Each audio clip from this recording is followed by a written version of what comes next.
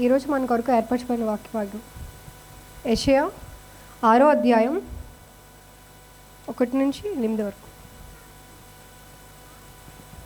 రాజైన ఉజ్జియా మృతి నొందిన సంవత్సరమున అత్యున్నతమైన సింహాసనమందు ప్రభువు ఆసీనుడై ఉండగా నేను చూచితిని. ఆయన చొక్కాయి అంచులు దేవాలయమును నిండుకొనెను. ఆయనకు పైగా పెరాపులు నిలిచి ఉండేరి. ఒక్కొక్కరికి ఆరేసి రెక్కలుండెను. ప్రతివాడు 2 రెక్కలతో తన ముఖములను రెంటితో తన కాళ్ళను కప్పుకొనుచు రెంటితో ఎగురుచుండెను. వారు సైన్యములకు అధిపతియగు యెహోవా పరిశుద్ధుడు పరిశుద్ధుడు పరిశుద్ధుడు, సర్వలోకమునకు ఆయన మహిమతో నిండి ఉన్నది అని గొప్ప స్వరముతో గాన ప్రతిగానములు చేయుచుండెరి. వారి కంఠస్వరము వలన గడప కమ్ములు పునాదులు కదులుచు మందిరమున ధూపము చేత నిండగా, అయ్యో నేను అపవిత్రమైన పెదవులు గలవాడను, అపవిత్రమైన పెదవులు గల జనుల మధ్యను నివసించువాడను. నేను నశించి తిని రాజును సైన్యములకు అధిపతియగు యెహోవాను నేను కనులారా చూచితిని అనుకుంటుని. అప్పుడు ఆ శరాపులలోనొకడు తాను బలిపీఠము మీద నుండి కారుతో తీసిన నిప్పును చేత పట్టుకుని నా యొద్దకు ఎగిరి వచ్చి నా నోటికి దాన్ని తగిలించి, ఇది నీ పెదవులకు తగిలేను కనుక నీ పాపమునకు ప్రాయశ్చిత్తమాయను, నీ దోషం తొలగిపోయెను అనెను. అప్పుడు నేను ఎవరిని పంపెదను, మా నిమిత్తము ఎవడు పోవునని ప్రభు సెలవీయగా వింటిని. అంతటా నేను చిత్తగించుము, నేనున్నాను, నన్ను పంపమనగా. ఈ యొక్క గొప్ప వాక్యాన్ని దేవుడు దీవించును గాక.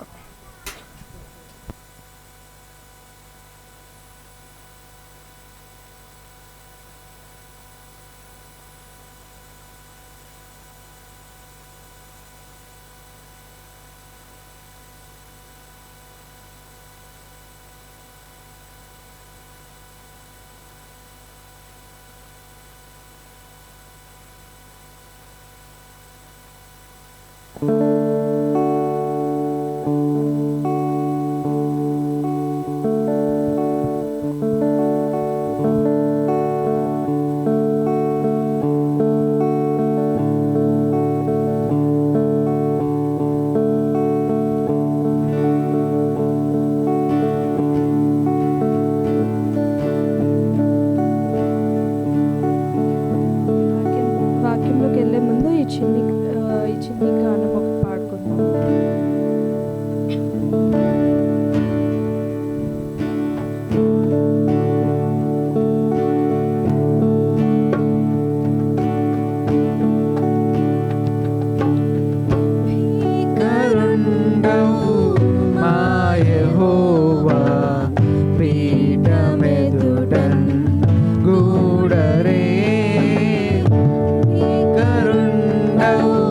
మా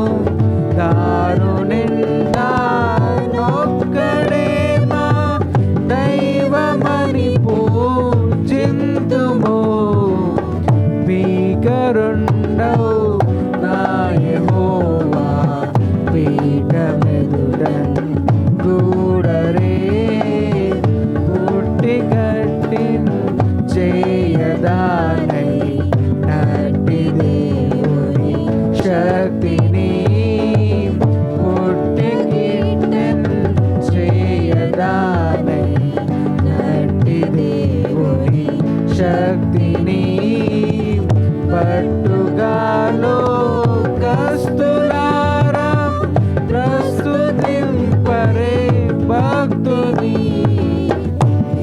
కరుండవు మా యెహోవా పీఠమెదుటన్ గూడరే నీటి సంగీతంబులపై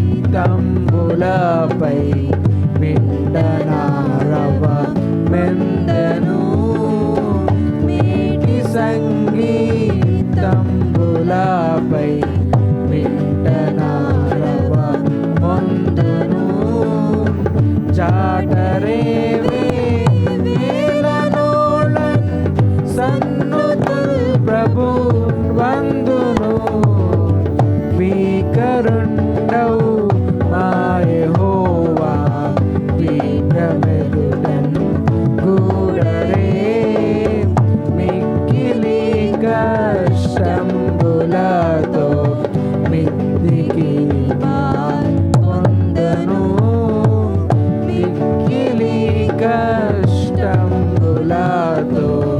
మిద్దికి పొందును దిక్కులేని గొర్రెలట్లు తిరుగజేర్చన్ మందను భీకరుండవు మా యెహోవా పీఠమెదుటన్ గూడరే.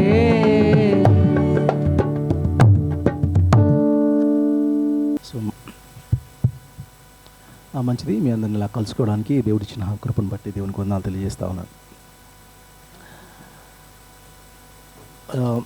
ఈరోజు చాలా కొంచెం టెన్స్డ్గానే జరుగుతూ ఉంది, ఎందుకంటే కొన్ని ఛాలెంజెస్ ఇక్కడ ఫేస్ చేసాం.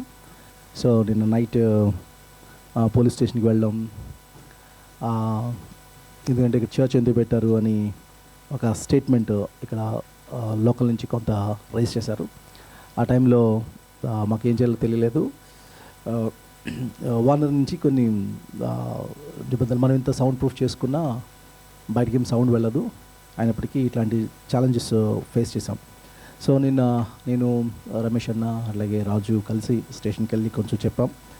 ఆ తర్వాత నాకు గుర్తొచ్చిన విషయం ఏంటంటే తమ్ముడు వాళ్ళు కొంతమంది నాకు నవీన్ కానీ లేకపోతే ప్రభుదాస్ కానీ తమ్ముడు వాళ్ళు ఎప్పటి నుంచో ఉన్నతో అంటూ ఉన్నారు. వాళ్ళకి నేను ఫోన్ చేశాను, నాన్న ఇట్లాగా పరిస్థితి ఇది అని అంటే అప్పటికప్పుడు మార్నింగ్ 9 o'clockకి ఇక్కడికి వచ్చి అన్నీ సెట్ చేసి 9 o'clock నుంచి ఇక్కడ ఉన్నారు. సో ఈ లోకల్లో ఉన్న లీడర్స్తో వాళ్ళు నైట్ అంతా ఆల్మోస్ట్ 4 o'clock వరకు మాట్లాడుతూ కూర్చున్నారు. సో ఒక టెన్షన్ నైట్ అంతా జరుగుతూ ఉంది. కాబట్టి ఇవన్నీ జ్ఞాపకం చేసుకోండి, ప్రార్థన చేయండి. సో ఇక్కడ అలాంటి కొన్ని ఛాలెంజెస్ అయితే ఫేస్ చేస్తున్నాం. కాబట్టి ఈ విషయాన్ని మీరు ప్రార్థనలో జ్ఞాపకం చేసుకోవాల్సిందా కోరుతా ఉన్నారు. ప్రార్థన చేసుకుందాం, వాక్యంలోకి వెళ్దాం. ప్రేమ గల మా తండ్రి, జీవం గల మా ప్రభువా, ఇదిగో మా జీవితాల్లో ఇగదవా మా చుట్టూ ఉన్న సిస్టమ్ మేము చూస్తున్నప్పుడు ఇగదవా అలజడితో కూడిన పరిస్థితుల్లో నిన్ను ఆరాధించడానికి మీరు మాకు అనుగ్రహించిన కృపను బట్టి నీకు వందనాలు చెల్లిస్తా ఉన్నాం. ప్రభు నీ వాక్యం దగ్గరికి వచ్చాం ప్రభు గదవా, నీ వాక్యంలోంచి కొన్ని సత్యాలు మాకు బోధించండి, నడిపించండి ప్రభు గదవా. ఈవెన్ దో మా హార్ట్స్ ప్రభు గదవా కొంచెం కలతగా ఉన్నప్పటికీ ఈ గదవా నువ్వు ఇస్తున్న పీస్ని బట్టి నీకు వందనాలు చెల్లిస్తూ ఉన్నాం. మా అందరితో మీరు మాట్లాడండి, జ్ఞానాన్ని అనుగ్రహించండి, నీ వాక్య సత్యాలు ఏంటో అది మాకు బోధించి నడిపించమని మా ప్రభును రక్షకుడైన యేసుక్రీస్తు నామమున అడిగి వేడుకుంటున్నాం తండ్రి, ఆమేన్. సో మనం పాడుకున్న ఈ పాట ఎస్పెషల్లీ క్వైర్ టీమ్కి లాస్ట్ మూమెంట్లో నేను చెప్పాను, అదేంటంటే ఈ బీకరుండవు ఈ అనేక పాట పాడమని లాస్ట్ మూమెంట్లో చెప్పాను. ఎందుకంటే ఈ మధ్యన మనకి ఎలాంటి పాటలు మిస్ అవుతూ ఉన్నాయి. సో దాన్ని బేస్ చేసుకొని కొన్ని విషయాలు మనం ఆలోచించడానికి మనం ప్రయత్నం చేద్దాం. ఒక విషయం మనం ఆలోచించాలి, అదేంటంటే మనం లేకపోతే వర్క్ థియాలజీకి అది మాట్లాడుతూ ఉన్నాం, కానీ ఈ లెంటన్ సీజన్లోకి వచ్చాం కాబట్టి ఈ లెంటన్ సీజన్లో why do we need the cross, సిలువ ఎందుకు కావాల్సి వచ్చింది అనే దాని మీద మనం ఆలోచించడానికి మనం ప్రయత్నం చేద్దాం. సో మీరు ఒకసారి ఆలోచించండి, మన జీవితాన్ని మార్చే శక్తి ఎవరికి ఉంది? ఎక్కడికి ఒక్కగలరు? మన జీవితాన్ని మార్చే శక్తి ఎక్కడి నుంచి వస్తుంది? సో దేనికి ఆ శక్తి ఉంది అని మనం మాట్లాడుతున్నప్పుడు నేను ఎట్లా మారగలను? ఒక ఆయన నాతో అన్న మాట ఏంటంటే, నేను చాలాసార్లు రిపీట్ చేశాను. అదేంటంటే, చాలామంది క్రైస్తవులను ఎగతాళి చేసేవాడిని. అదేంటంటే, వీళ్ళ దేవుడు నీటిని ద్రాక్షారసంగా మార్చేస్తాడు అని ఎగతాళి చేశాడు. కానీ చివరికి నన్నే మార్చేశాడండి, నీళ్ళని ద్రాక్షారసంగా మార్చడం ఎంత అన్నాడు ఆయన. సో జీవితాలు మారడం అనేది ఎలా సాధ్యమవుతుంది? అదేంటంటే, దేనికి ఆ శక్తి ఉంది? ఒక రకంగా చెప్పాలంటే క్రీస్తులాగా నేను ఎలా మారగలను? లేకపోతే ఒక రకంగా చెప్పాలంటే, నేను సిలువ అనే మాట నెంబర్ ఆఫ్ టైమ్స్ మనకు అలవాటైపోయి దాని యొక్క లోపల ఉన్న సత్యాన్ని మనం పోగొట్టేసుకున్నాం. ఎందుకంటే సిలువ అనేది చాలా కామన్ అయిపోయింది. ఎందుకంటే మీ మంగళసూత్రాల మీదకి వచ్చేసింది, మీ రింగ్స్ మీదకి వచ్చేసింది, మన చర్చ్ లేకపోతే దీని మీద దిగిపోయింది. ఎక్కడ పడితే అక్కడ సిలువను మనం నెంబర్ ఆఫ్ టైమ్స్ చూసిన తర్వాత మనకు అర్థమైంది ఏంటంటే, సిలువ వెరీ కామన్ అయిపోయింది. అందుకని సిలువని ఇంకా మరింత ఆకర్షణగా లేకపోతే ఇంకా అట్రాక్టివ్గా కనబడే కాన్సెప్ట్స్ మనకేమైనా ఉన్నాయా? సిలువని మనం అర్థం చేసుకునే కొలది దాంట్లో ఉన్న మిస్టీరియస్ థింగ్స్ మనకేమైనా తెలుస్తాయా? లేకపోతే జనరలైజ్డ్ అయిపోయి, లేకపోతే దాన్ని ఏమంటామంటే వెరీ కామన్ అయిపోయింది క్రైస్తవులకి క్రాస్ గురించి విని లేకపోతే నెంబర్ ఆఫ్ టైమ్స్ సిలువ గుర్తును చూసి మనకు చాలా కామన్ అయిపోయింది. కాబట్టి ఇలాంటి సమయంలో ఒకసారి మనం సిలువని గురించి ఆలోచించడానికి మనం ప్రయత్నం చేద్దాం. ఒకసారి మీరు ఆలోచించండి, మీరు ఎప్పుడన్నా ఒక ఫుట్బాల్ మ్యాచ్కి మీరు వెళ్తున్నప్పుడు ఫుట్బాల్ మ్యాచ్లో ఏం జరుగుతుంది అని అంటే, వాళ్ళు మీరు చూసారు ఏదంటే వాళ్ళు టైటిల్స్ పెట్టుకుంటారు. ఎలాంటి టైటిల్స్ పెట్టుకుంటారంటే బుల్స్ అని ఇలాంటివి పెట్టుకుంటారు. కానీ ఎప్పుడన్నా మీ టీంకి ల్యాంబ్, ర్యాబిట్, ఇలాంటి ఎలుక, ఇలాంటి సింబల్స్ పెట్టుకోగలరా? పెట్టుకోలేరు. ఈవెన్ మీరు ఒక పొలిటికల్ పార్టీ పెట్టాలంటే ఆ పొలిటికల్ పార్టీకి మీరు పెట్టుకునే గుర్తు ఏంటి? హస్తం గుర్తు, సైకిల్ గుర్తు, ఊరు తాడని గుర్తుగా పెట్టుకోరు. షేమ్. కాబట్టి ఏమవుతుంది అని అంటే, ఉరితాడు గుర్తుకి మా ఓటు అన్నట్టు మనమేం అనం. కారణం ఏంటంటే అది షేమ్తో కూడింది. కానీ క్రైస్తవులు చెప్తున్న మాట ఏంటంటే, సిలువ గుర్తుకే మా ఓటు అన్నట్టు మాట్లాడుతూ ఉన్నారు. ఈ మాటను మనం జ్ఞాపకం చేసుకోవాలి. ఎందుకంటే మార్కెటింగ్ టెక్నాలజీలో మనకి ఏమవుతుంది అంటే, మన బ్యానర్ ల్యాంప్ కంటే ఒక లైన్ ఉంటే బాగుండేది కదా అనిపిస్తుంది. చెప్పుకోవడానికి గొర్రెలు అనేదానికంటే సింహం అని చెప్పుకోవడానికి బాగుంటుంది కదా. ఇలాంటి టైంలో ఒకసారి క్రాస్ని ఆలోచించడానికి మనం ప్రయత్నం చేయాలి. సిలువలో ఉన్న మాటని కొన్ని విషయాలు మీ ముందు నేను తీసుకొస్తా ఉన్నాను. అదేంటంటే, యేసుక్రీస్తు ప్రభు యొక్క సిలువ గురించి లేదా క్రిస్టియన్ మెసేజ్ అంతా దీని మీద ఉంది. అందుకని ఆయనకున్న బిరుదు ఏంటంటే, లోక పాపంలో మోసుకొని పోవు దేవుని యొక్క గొర్రెపిల్ల. ఈ మాటని మనం నెంబర్ ఆఫ్ టైమ్స్ మనం వింటా ఉన్నాం. ఇంకా చెప్పాలంటే, మీరు రెవల్యూషన్ 22nd చాప్టర్ 1st వర్స్లో కూడా ఉన్న మాట అంటే, గొర్రెపిల్ల యొక్క సింహాసనం వద్ద నుండి అన్న మాట ఉపయోగించాడు. సో గొర్రెపిల్ల యొక్క సింహాసనం అన్న మాటలు ఉపయోగించాడు. సో సింహాసనం ఎవరు కూర్చున్నారు? గొర్రెపిల్ల కూర్చుంది. సో అట్లా కాకుండా ఒక సింహం కూర్చున్న సింహాసనం అన్న దానికంటే గొర్రెపిల్ల సింహాసనం అని మనం ప్రైడ్ తీసుకోవడం, గొర్రెపిల్లని ఒక ప్రైడ్గా మనం చూపించడం, ఇవన్నీ మనకు ఎట్లా అనిపిస్తుంది? ఇంకా చెప్పాలంటే రెవల్యూషన్ 5:12 అంటాడు, గొర్రెపిల్ల శక్తియు అంటాడు.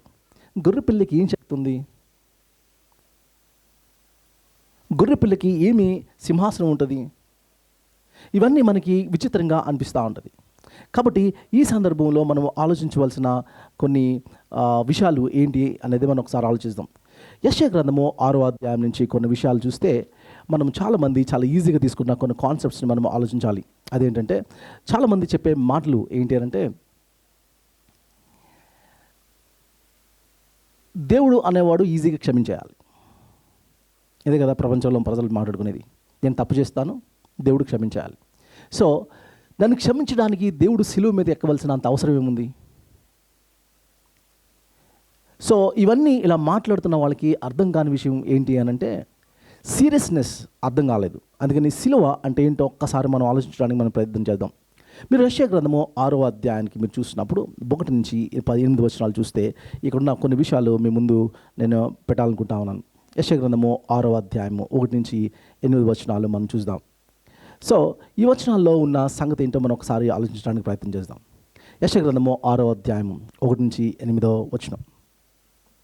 సో 1-8 వచనాలు మనం చూసినప్పుడు ఇక్కడ ఉన్న మాట అంటే, రాజు అయిన ఉజ్జియా మృతి పొందిన సంవత్సరంన అత్యున్నత సింహాసనం ముందు ప్రభువు ఆసీనుడై ఉండుట నేను చూచితిని. ఇది మాట్లాడుతూ ఉన్నాడు. సో ఇక్కడి నుంచి మనకేంటంటే ప్యాసేజ్ అనేది స్టార్ట్ అవుతా ఉంది. అత్యున్నత సింహాసనం మీద ప్రభువు ఆసీనుడై ఉండుట నేను చూచితిని. ఎప్పుడంట, రాజు అయిన ఉజ్జియా మృతి పొందిన తర్వాత అన్న మాట ఉపయోగించాడు. సో ఒకసారి మనం దీన్ని ఈ యొక్క కాంటెక్స్ట్ని అర్థం చేసుకోవడానికి మనం ఆలోచిస్తాం. సో యూదుల యొక్క రాజుల్లో ఫేమస్గా లేదా పేరు పొందిన రాజు ఎవరు అంటే డేవిడ్. సో డేవిడ్ తర్వాత అంతే పేరు తెచ్చుకున్న రాజు ఎవరనంటే ఉజ్జియా. ఒక సక్సెస్ఫుల్ కింగ్, చాలా ఇయర్స్ తర్వాత ఒక సక్సెస్ఫుల్ కింగ్ కనబడ్డాడు. ఆ సక్సెస్ఫుల్ కింగ్ కనబడిన తర్వాత ఏం జరిగింది అని అంటే, అంత పెద్ద పేరు కలిసిన కింగ్ చనిపోగానే ఇమ్మీడియట్గా ప్రజలకి హోప్లెస్ అయిపోయారు. వైఎస్ఆర్ గారు చనిపోయిన వెంటనే ఆంధ్రప్రదేశ్ పరిస్థితి ఎలా అయిపోయింది అని అంటే, అప్పుడు ఆంధ్ర తెలంగాణ కలిసినప్పుడు ఆంధ్రకి ఇంక దిక్కు లేదు అని అంటున్నారు. ఏమైనా అయిపోయిందా? ఏముండదు, మామూలుగానే వెళ్తుంది. సో ఎంత పెద్ద లీడర్ చనిపోయినా మనకింత హోప్లెస్ అవ్వడానికి లేదు. ఒక కింగ్ చనిపోయినప్పుడు ఏమైపోతుందో అని ఆలోచించినప్పుడు దానిపైన ఉన్న కింగ్ని చూపిస్తా ఉన్నాడు దేవుడు. రాజు అయిన ఉజ్జియా మృతి పొందిన తర్వాత దానికి పైనున్న అత్యున్నత సింహాసనం మీద ఉన్న ప్రభువుని తను చూడడం అనేది మనం చూస్తూ ఉంటాం. సో ఈ కాంటెక్స్ట్లో మాట్లాడుతూ ఉన్నాడు. కాబట్టి ప్రపంచంలో హోప్లెస్ అనే కండిషన్లో నుంచి ఇక్కడ మాట్లాడుతున్నాం ఏంటంటే, ఒక విజన్, హైయర్ విజన్ చూస్తూ ఉన్నాడు, ఒక బిగ్ విజన్ చూస్తూ ఉన్నాడు. అదంటే బిగ్ విజన్ ఏంటంటే, దేవుడు అత్యున్నత సింహాసనం మీద ఆసీనుడై ఉండటం నేను చూచుతాను. రాజు అయిన ఉజ్జియా మృతి పొందిన తర్వాత అన్న మాటలు చూస్తాం. సో ఇది మనకి చాలా అర్థం కాకపోతే, లేకపోతే సిలువ అనే కాన్సెప్ట్ మనకు అర్థం కాదు. సిలువ అనే కాన్సెప్ట్ అర్థం కాదు. ఎందుకు ఈ మాట నేను చెప్తున్నానంటే, ప్రపంచాన్ని ఏలే ఒక సృష్టికర్త ఒక సింహాసనం మీద కూర్చున్నాడు. లేకపోతే ఇంకో రకం చెప్పాలంటే అథారిటీ, లేకపోతే ఉన్నతమైన స్థాయిలో ఉన్న ఒక సృష్టికర్త. అందుకనే భీకరుండవు మా యెహోవా అనే మాటలో పెంచాడు. సో దేవుడిని మీరు అలా చూస్తారు, ప్రేమగల తండ్రిగా చూసి. మన పాటలన్నీ ఎట్లా ఉన్నాయనంటే, ఆయన ప్రేమతో నింపిన పాటలతో ఉన్నాయి మన పాటలన్నీ. ఏ పాటల్లో నేను చూస్తున్నాను, భీకరుండవు అనే పాట ఈ మధ్య నేనైతే ఏ పాటలను చూడలేదు. అందుకని ఇంటెన్షనల్గానే ఈ పాటను నేను సెలెక్ట్ చేసుకున్నాను. దేవుడు భీకరుడు, ఈ విషయం అర్థమైందా మీకు? దేవుడు భీకరుడు. మీరు ఆలోచించండి ఒకసారి, మీరు ఈ దేవుడితో ఆడుకోగలరా? సునామీతో ఆడుకోగలరా? వాల్కనోతో? ఒక్కసారి వాల్కనో దగ్గరికి వెళ్ళి చూడండి, కొండ ఎక్కుతారు, బాగానే ఉంటుంది. ఒక్కసారి కానీ కొండ కానీ బ్లాస్ట్ అయితే దాంట్లో వచ్చిన వాల్కనోని చూసి ఆడుకోవడానికి ఎవరు తెగించరు. బికాస్ అదెంత భయంకరమైందో మనకు తెలుసు. దేవుడు ఏంటో అర్థం కానప్పుడు దేవుడిని చాలా ఈజీగా తీసుకున్న కాన్సెప్ట్స్ చాలా ఉన్నాయి. దేవుడు భీకరుడిగా చూపించే పరిస్థితులు మనం మర్చిపోయాం. దేవుడు ప్రేమ స్వరూపి, నన్ను ప్రేమించకపోతే ఏం చేస్తాడు అన్న కాన్సెప్ట్స్లో మనకు వెళ్ళిపోతూ ఉన్నాయి. కాబట్టి ఒకటి, సీనాయి పర్వతం మీద దేవుడున్న కాన్సెప్ట్ని మనం ఒకసారి ఆలోచించడానికి ప్రయత్నం చేద్దాం. సీనాయి పర్వతం దగ్గరికి వచ్చినప్పటికీ మీరు ఓల్డ్ టెస్ట్మెంట్లో చూస్తే, 1 minute, సీనాయి పర్వతం దగ్గరికి వచ్చినప్పుడు ఓల్డ్ టెస్ట్మెంట్లో ఉన్న కాన్సెప్ట్ మనం చూస్తే అక్కడ చాలా స్పష్టంగా ఒక విషయం మనకు కనబడుతుంది. అదేంటంటే, దేవుడు సీనాయి పర్వతం మీద దిగడం, సీనాయి పర్వతం మీద రావడం. అక్కడ ఉన్న పరిస్థితులు మీరు చూడండి. ప్రజల యొక్క పరిస్థితి ఏంటి అని అంటే, ఎట్లా అయిపోయారంటే, మోషేతో చెప్తా ఉన్నారు, మోషే దయచేసి మాకు దేవుడిని చూపించొద్దు. ఇంకా మీరు ఒక ప్యాసేజ్ని ఒకసారి ఆలోచించడానికి మీరు ప్రయత్నించండి. ఆ ప్యాసేజ్ని ఆలోచిస్తే ఎంత భయంకరంగా ఉంటుంది అని అంటే, మోజెస్ చెప్తాడనమాట. ఏమనంటే, మీరు దేవుని దగ్గరికి వచ్చినప్పుడు మీరు ఎట్లాగా అప్రోచ్ అవ్వాలో దేవుడు చెప్తాడు మోజెస్కి. ఆ యొక్క దేవుడు ఆ సీనాయి పర్వతం మీదకి వచ్చినప్పుడు అక్కడ ఉరుములు వచ్చినాయి, మెరుపులు వచ్చినాయి, శబ్దాలు వచ్చినాయి. చివరికి వాళ్ళు ఏమన్నారంటే, మోసెస్ చెప్తారు, మోషే దయచేసి ఇంకెప్పుడైనా మాకు దేవుని అయితే చూపించొద్దు, దయచేసి నువ్వు మాట్లాడేసి వచ్చిన మాకు చూపించు, మాకు చెప్పు, ఆ దేవుడే మాట్లాడు, దయచేసి మాకు దేవుని అయితే చూపించొద్దు. అంత భయపడిపోయిన పరిస్థితి. సో దేవుడు అనంటే జోక్ కాదు, నెంబర్ 1. దేవుడు అంటే క్షమించేయాలి అనే కాన్సెప్ట్ ఉన్న ప్రపంచంలో దేవుడు గాడ్ అనేది ఇట్స్ నాట్ ఎ జోక్. అది గమనించాలి. మీరు ఒక వాల్కనోతో మీరు ఆడుకోలేరు, ఒక సునామీకి ఎదిరించి ప్రయాణం చేయలేరు. ఎందుకంటే దేవుడు అప్రోచ్ కాలేనటువంటి వాడు, ఆయన సమీపించరాని తేజస్సులో ఉన్నాడు. మా డాడీ ఒక స్టోరీ చెప్పారు. ఆ స్టోరీ ఏంటంటే ఆయన కథ చెప్పారు. ఆ కథలో ఇట్లా ఉంటుంది. అదేంటంటే ఒక పిల్లిని చూసి ఒక ఎలుక పరిగెట్టుకుంటూ వెళ్ళిపోతుందట. ఈ లోపల పరిగెట్టుకుని దాక్కున్న తర్వాత ఒక ప్లేస్లో ఏదో మత్తు పానీయాలు కలిగిన ఒక ప్లేస్ ఉంది. ఆ ప్లేస్లోకి వచ్చి ఒక సారాయిలు అట్లా ఉంటాయి కదా, అట్లాంటి ప్యాకెట్స్ ఉంటే ఆ ప్యాకెట్ని ఇట్లా తీసుకుందంట. తాగింది ఏది ఎలుక. కాబట్టి దానికి ఏదో అయిపోతుందంట లోపల, కొంచెం స్ట్రాంగ్ అయిపోయింది. మళ్ళీ రెండో సిప్ తీసుకుంది. రెండో సిప్ తీసుకోగానే తోక పైకి పెట్టి 2 కాలుతల నుంచి పిల్లి వెళ్తుంటే, ఏయ్ పిల్లి, వెళ్తున్న పిల్లిని ఏయ్ పిల్లి అంటే పిల్లి ఏం చేస్తుంది చెప్పండి? పాట్నం కొడితే అయిపోతుంది. దీన్ని ఏమంటాము అని అంటే, నీకు దీని ఏమంటారు, మదం ఎక్కిపోయింది అంటారు కదా. దేవుడు ఎక్కడా? ఇలాంటి ప్రశ్నలు ఎందుకు వస్తాయి అని అంటే, దేవుడు అనే కాన్సెప్ట్ నాకు ఎప్పుడైతే అర్థం కాదో, దేవుడిని చాలా ఈజీగా ఎప్పుడైతే తీసుకుంటానో, నేను దేవుడిని చాలా ఈజీగా తీసుకునే ప్రయత్నం చేస్తూ ఉంటాను. సో ఇది చాలా క్లియర్గా మనం అర్థం చేసుకోవాలి. అత్యున్నత సింహాసనం మీద ప్రభువు ఆసీనుడై ఉండేటట్టు నేను చూచితిని. ఆ సింహాసనం మీద ఉన్న ప్రభు ఎలా ఉన్నాడు అనేది చాలా క్లియర్గా చెప్తా ఉన్నాడు. ఈవెన్ సిరాపులు ఎవరైతే ఉన్నారో, అంటే దేవదూతలు, దాని హెడ్స్ ఎవరైతే ఉన్నారో, సిరాపులు కూడా ఆయన అప్రోచ్ అవ్వలేకపోతా ఉన్నాయి. ఈవెన్ ఏంజిల్స్ అప్రోచ్ అవ్వలేకపోతున్నాయి. ఏంజిల్స్ 2 రెక్కలతో ఎగురుతున్నాయి, 2 రెక్కలతో వాళ్ళ కాలు కప్పుకుంటా ఉన్నాయి. ఈవెన్ వెళ్ళింది ఎవరు అక్కడికి? ప్రాఫిట్ వెళ్ళాడు. ప్రాఫిట్ మనకంటే కొంచెం ఎంత కొంత మోరల్గా బెటరే మనకంటే. ఒక బెటర్ పర్సన్ ఆయన అప్రోచ్ అవ్వలేకపోతున్నాడు. ఆ బెటర్ పర్సన్ అక్కడ చూస్తే ఏంజిల్స్ కూడా ఆయన అప్రోచ్ అవ్వలేకపోతాడు. అంత ఉన్నతంగా ఉన్నాడు దేవుడు, సృష్టికర్త అయిన దేవుడు. ఇప్పుడు ఈ కాంటెక్స్లోంచి అడుగుతా ఉన్నాడు ఏంటి అని అంటే,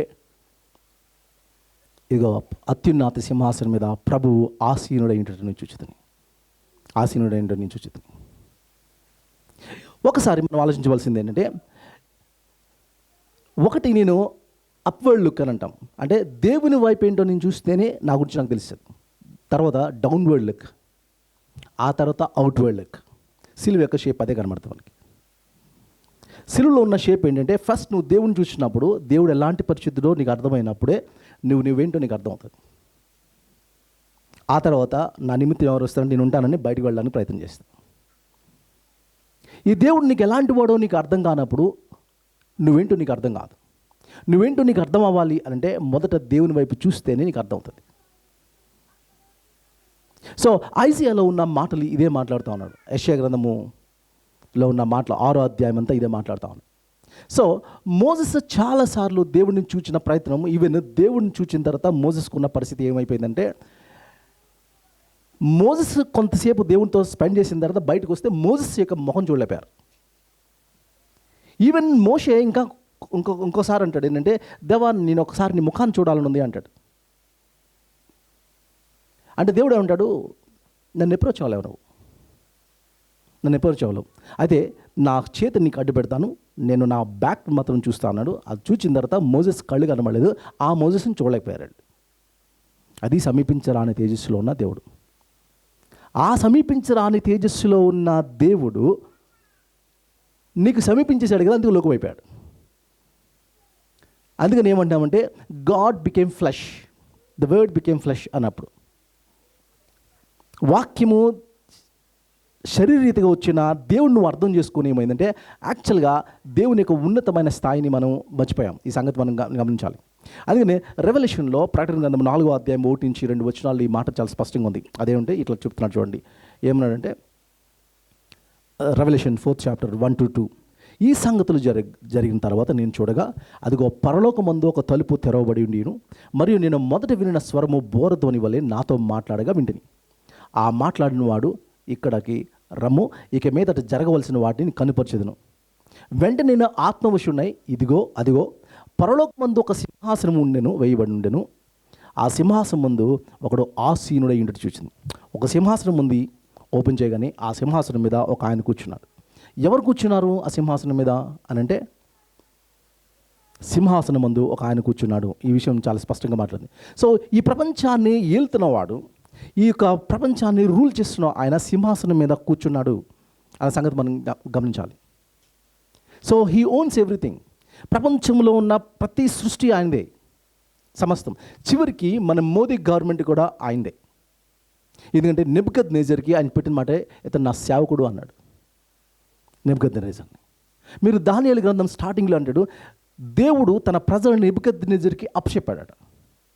మీరు తర్వాతకు వచ్చినప్పటికి ఏమంటాడంటే, నెబుకద్నెజర్ నా సేవకుడు అంటాడు. మిమ్మల్ని హింసించాలి, మీలోంచి ట్రూత్ బయటికి రావాలి, మీ ఫెయిత్ని గట్టిపరచాలంటే ఒక హార్డ్ లేకపోతే క్రూక్డ్ ఒక లీడర్ మీకు కావాలి. అప్పుడే మీ ఫెయిత్ ఏంటో మీకు తెలుస్తుంది. కాబట్టి కొన్నిసార్లు దేవుడు మనకి అగెయిన్స్ట్గా కొన్ని కాన్సెప్ట్స్ని కూడా తీసుకొస్తాడు. అది నెబుకద్నెజర్ నుంచి కావచ్చు. మీరు అలాంటి లీడర్స్ని నెంబర్ ఆఫ్ టైమ్స్ మీరు చూస్తూ ఉంటారు. అర్థమైందా? మీకు నిమ్రోద్ నుంచి నరేంద్ర మోడీ వరకు మీరు ఇదే చూస్తారు. ప్రతి రాజు ఉన్న పరిస్థితి ఎలా ఉంది అని అంటే, చాలా టఫ్ కింగ్స్ వస్తారు. ఎందుకంటే తన బిడ్డలు వాళ్ళ ఫెయిత్ని స్ట్రెంథన్ చేయడానికి దేవుడు చూస్తూ ఉన్నాడు. అలాంటి నెబుకద్నెజర్కి చెప్పిన మాట ఏంటి అని అంటే, ఇదిగో చెప్తా ఉన్నాడు నెబుకద్నెజర్ కూడా, నా సేవకుడు ఈజ్ మై సర్వెంట్ అని అన్నాడు. అందుకని 93 శామ్లో లేదా 93వ దావీదు కీర్తన 1వ వచనం అంటాడు, యెహోవా రాజ్యము చేస్తున్నాడు, ఆయన వస్త్రముగా ధరించి ఉన్నాడు, యెహోవా బలము ధరించి నడుము కొట్టుకున్నాడు, కదలకుండా భూలోకాన్ని స్థిరపరిచి ఉన్నాడు. మీరు ఆలోచించండి, యెహోవా రాజ్యం చేస్తున్నాడు. ప్రపంచాన్ని రూల్ చేసింది ఎవరంటే దేవుడే రూల్ చేస్తూ ఉన్నాడు. కదలకుండా తను ఏం చేస్తాడంటే నడుము కొట్టుడు, కదలకున్నట్లు భూలోకముని స్థిరపరచున్నాడు. అంటే భూమి కదులుతుందా లేదా అని అంటే కదులుతుంది, కానీ కదలకుండానట్లు అన్న దాని మీద మనం అసైన్మెంట్ కూడా చేసాం, గుర్తుందో లేదో మీకు. భూమి కదలకుండా అన్నట్లు అంటే అర్థం ఏంటి? దేవుడు ఏ ఆర్బిట్లో తిరగమని దానికి ఆజ్ఞాపించాడో అదే ఆర్బిట్లో అదే స్పీడ్లో భూమి తిరగకుండా దానికి నిర్దేశించాడు. దీన్ని మనం ఫైన్ ట్యూన్ యూనివర్స్ అంటున్నాం. అంటే గంటకి 180,000 కిలోమీటర్లు స్పీడ్ తిరుగుతున్న భూమికి దేవుడు ఆ టైంని అట్లాగే ఇచ్చాడు. అదే టైంలో ద స్టార్టింగ్ నుంచి ఇప్పటి వరకు ఒక్క సెకండ్ కూడా అటు ఇటు జరగకుండా ఆయనకు లోబడుతూ తిరుగుతున్న ప్రపంచాన్ని చూస్తూ ఉన్నారు. అందుకని ద లార్డ్ రైన్స్. యెహోవా రాజ్యం చేస్తున్నాడంటే చేస్తున్నాడు. మీ ఫిజిక్స్ చూసినప్పుడు, మీ ప్రతి లా చూసినప్పుడు మీకు అర్థమవుతుంది, ఆ లా వెనకాల లా గివర్, ఆ లాకి లోబడుతున్న ప్రపంచాన్ని మీరు చూస్తూ ఉంటారు. అది గుర్తుపెట్టుకోండి. ఈ ప్రపంచాన్ని మీరు చూస్తున్నప్పుడు, ఒక ఫైన్ ట్యూన్ యూనివర్స్ని మీరు చూస్తున్నప్పుడు మీకు అర్థం అవ్వాల్సిన విషయం ఏంటంటే, దేవుడు ఈ ప్రపంచాన్ని ఇంకా వెళ్తూ ఉన్నాడు. అర్థమైందా? ఈ ప్రపంచాన్ని వెళ్తూ ఉన్నాడు, రూల్ చేస్తూ ఉన్నాడు. కానీ ఇంత ప్రపంచాన్ని సృష్టించడానికి దేవుడికి అయిన ఖర్చు ఎంత అంటే నథింగ్, ఒక నోటి మాటతో జరిగింది. కానీ నిన్ను ఆ ప్రపంచంలో నిన్ను విమోచించడానికి తన సిలువ ఎక్కవలసి వచ్చింది. సో యెహోవా రాజ్యం చేస్తున్నాడు అన్న సంగతిని మనకు అర్థం. ద లార్డ్ రైన్స్, ఇది చేశాను. ఆ రాజ్యానికి వ్యతిరేకంగా, ఆ సింహాసానికి వ్యతిరేకంగా నువ్వు తిరుగుబాటు చేస్తున్నావే, దాన్నే పాపం అన్నా. యెహోవా రాజ్యం చేస్తున్నాడు, ఇంత ఉన్నతమైన ఆయన్ని, సమీపించరాని తేజస్సులో ఉన్న ఆయన్ని ఏంజిల్స్ అప్రోచ్ అవ్వలేకపోతున్నారు. ఒక హైయెస్ట్ ప్రీస్ట్ లేకపోతే ఏంటంటే ఒక ప్రవక్త అప్రోచ్ అవ్వలేకపోతున్నాడు. అలాంటి ప్రవక్తలు, అలాంటి ఏంజిల్స్, సమీపించరాని తేజస్సులో ఉన్న దేవుణ్ణి అగెయిన్స్ట్గా మనం ఏదైతే వ్యతిరేకంగా జీవిస్తున్నామో దాన్ని మనం ఏమంటే పాపం అన్నాం. ఇది మనం ఆలోచించాలి. ఇప్పుడు చూడండి, ఆయన పరిశుద్ధత గురించి మాట్లాడుతూ ఇట్లా అన్నాడు. ఏమంటే 3వ వచనంలో అన్నాడు. 3వ వచనంలో ఏమన్నాడంటే, ఆ ఏంజల్స్ ఇలా మాట్లాడుతున్నాయి. అదేంటంటే హోలీ హోలీ హోలీ, అదే కదా అన్నాడు ఇక్కడ. యెహోవా సైన్యములకు అధిపతియగు, ఆయన పరిశుద్ధుడు పరిశుద్ధుడు పరిశుద్ధుడు అని మాట్లాడుకుంటాం. ఎవరు గాన ప్రతిగానాలు చేస్తూ ఉన్నాయంట. ఎవరు? ఏంజల్స్. దేవుడు పరిశుద్ధుడు అని ఒకదాని కూడా చెప్పుకుంటా ఉన్నాయి. దేవుడు పరిశుద్ధుడు అని గాన ప్రతిగానములు చేస్తూ ఉన్నాయి. సో పరిశుద్ధత అంటే ఏంటో నాకు అర్థం కాకపోతే కూడా ఇక్కడ ఒక సమస్య ఏర్పడుతుంది. ఒకటి, పరిశుద్ధత అని మాట్లాడుతున్నాం 2 వేస్లో మనం దాన్ని డిఫరెన్షియేట్ చేస్తాం. ఒకటి ఆంటలాజికల్ గ్యాప్ ఉంది, రెండోది మారల్ గ్యాప్ ఉంది. ఒకటి ఆంటలాజికల్ గ్యాప్ ఏంటి అని అంటే, ఒకటి అదేంటే దేవుడు మాత్రమే ఉన్నతమైన స్థాయిలో ఉన్నవాడు, ఆయనతో కంపేర్ చేయడానికి ఇంకెవరు లేరు. యెషయా గ్రంథం 40వ అధ్యాయం 25వ వచనంలో ఇలా అన్నాడు, ఒకవేళ ఎవరైనా చదవచ్చు. యెషయా గ్రంథము 40వ అధ్యాయము 25వ వచనంలో ఇట్లా అన్నాడు. చదువుతారా? Isaiah 40th chapter 25th verse. Ontological gap అంటే ఆయనతో కంపేర్ చేయడానికి ఇంకెవ్వరూ లేరు అనే సత్యాన్ని చెప్తా ఉన్నాడు. Isaiah 40:25. Yeah, to whom will you compare me? అసలు ఇతనితో సమానుడని నన్ను ఎవరితో కంపేర్ చేస్తారు ప్రపంచంలో? సూపర్ మ్యాన్తోనా, స్పైడర్ మ్యాన్తోనా, బ్యాట్స్మ్యానా, హల్కా? దీంతో కంపేర్ చేస్తారు. ఇతనితో సమానమని సరిసమానంగా చేసేవాడు ఈ ప్రపంచంలో లేడు. అందుకనే define God and give 2 examples అనడానికి ఏముండదు అంటాడు రవి జక్రేస్. దేవుడు అంటే ఏంటో నిర్వచించి 2 ఎగ్జాంపుల్స్ ఇవ్వండి అని చెప్పితే నథింగ్ ఈజ్ ఇలాజికల్ అది. ఎందుకంటే అలాంటి దేవుడు నీకు కనబడ్డు. ఆయనతో కంపేర్ చేయడానికి ఇంకెవరు లేరు. ఆయనతో ఈక్వల్గా ఉన్నవాళ్ళు ఎవరు లేరు. ఆలోచించండి, ఆయనతో కంపేర్ చేయడానికి సమానంగా ఉన్నవాళ్ళు ఎవరు లేరు. ఆంటోలాజికల్ గ్యాప్ అంటాం దీన్నే, ఆంటోలాజికల్ గ్యాప్. మీరు చివరికి పరిస్థితి ఏంటి అని అంటే, దేవుడు సాతానుతో ఫైనల్ యుద్ధం చేస్తాడు అనుకుంటున్నారా మీరు? చేయడు. సాతానుతో చేయడానికి దేవుడు మిఖాయిల్ని పంపిస్తాడు, ఆడు వేసి వచ్చేస్తాడు. అరే ఆడు ఆఫ్టర్ ఆల్ క్రియేటర్కి ఎందుకు వస్తాడు ఫైట్ చేయడానికి? సృష్టికర్త అయిన దేవుడు ఈవెన్ శాటన్ కూడా ఈజ్ ఎ క్రీచర్. దేవుడేమి శాటన్తో ఫైట్ చేయడానికి రాడు.